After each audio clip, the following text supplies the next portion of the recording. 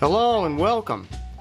Tonight I want to play a song for you by Jerome Kern called The Way You Look Tonight. A beautiful song, very popular song, a standard. I'm going to play it in the key of E flat major.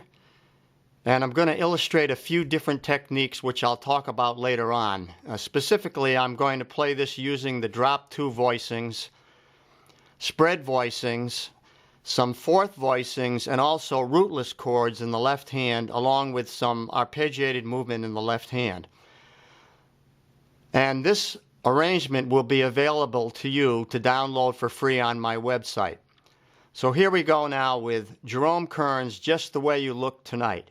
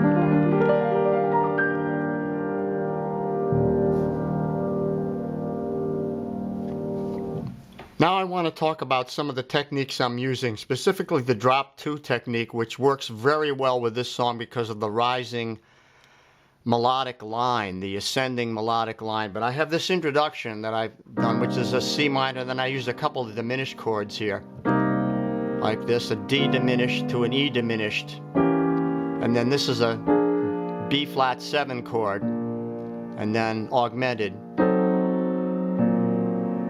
taking us to the 1 chord, which is an E flat 6/9. Now that means I automatically have fourth voicings because you have root, third, 6, 9. So there you can see that these intervals here are perfect fourths. Here, here, here, and here, perfect fourths. And that goes to another voicing that's perfect fourths, like that. The C minor 11. Now the next chord is an F minor, but now what I'm doing is I'm voicing it with a drop 2. So that means I'm taking these chords like this. And notice that they alternate between a minor 6 chord or a minor 7 chord and a diminished chord. So there you have an F minor 7 to a C, or like a B flat diminished or a C7 flat 9 to an F minor to. So now I'm taking this note and dropping it down an octave. So the second note from the top this creates this really nice sound like this. Now that works really well with this song because of that rising line. And then it continues like this. Then it continues and then rises up to here. So now that's all drop 2 like this.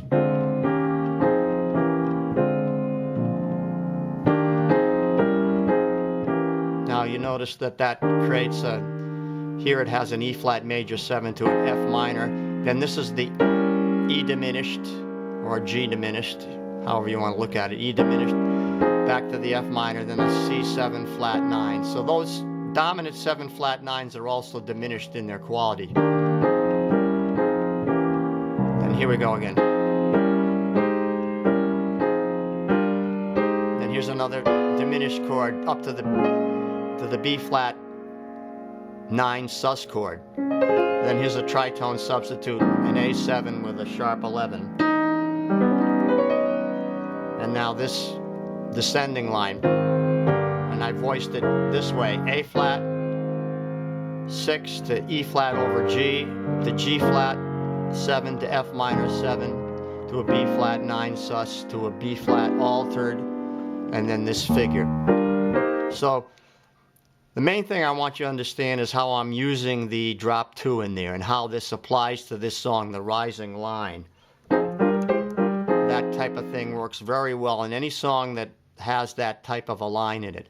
Now the second time through I do the same thing, but when I get to that rising line, like where I was using the drop 2, the second time I vary it by making those fourth voicings. So that's this. That's a fourth there, another fourth here, and there's the melody note. So everything is voiced in fourths like this. Then I go here to a drop 2. There, I want to change it to a diminished chord. Same thing again here now. Then I use a tritone substitute and another tritone substitute there. So a little bit different.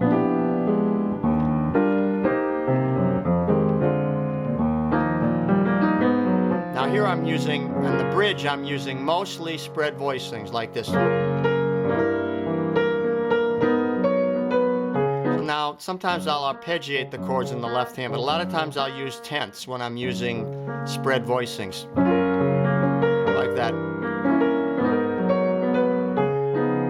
I'm always looking to find the ninths in the chord. Like there you have a D flat with a 9 in it, D flat 7 with a 9, and then I'll put the flat 9 in it there, like that, to create some kind of movement, harmonic movement, when there's nothing going on. Like I'm just holding the chord, I'll create some movement like that, either descending in the bass or creating harmonic movement in the right hand.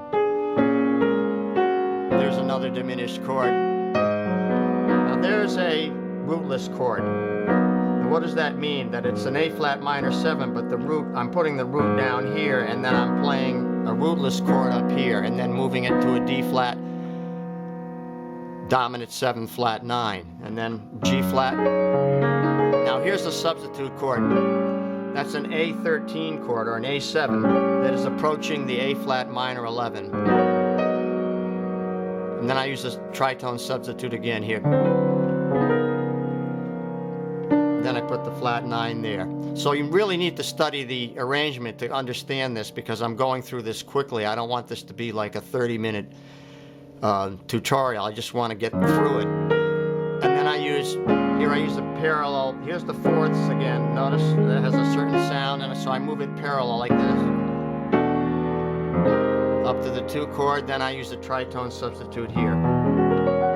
That's an E7 with a sharp 11. There's, remember how to find that. 1, 2, 3, 4, 5, 6, 7, 8, 9, 10, 11, then sharp.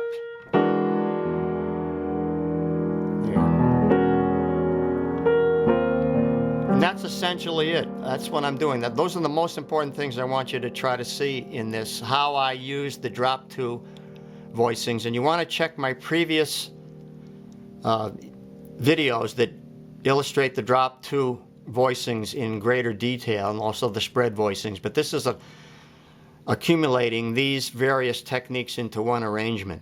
Okay, so thanks for watching, and send me a comment or a question, and I appreciate it. See you next time. Bye-bye.